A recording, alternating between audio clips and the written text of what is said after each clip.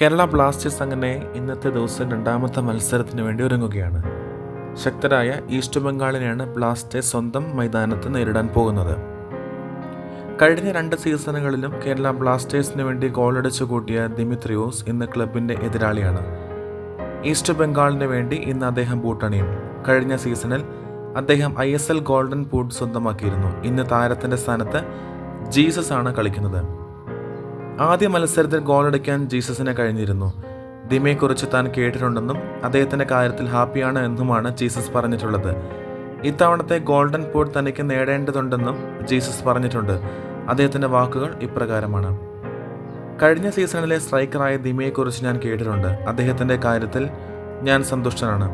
പക്ഷേ സാധ്യമായ എല്ലാ രീതിയിലും എൻ്റെ ടീമിനെ സഹായിക്കാൻ വേണ്ടിയാണ് ഞാൻ ഇവിടെ എത്തിയിട്ടുള്ളത്.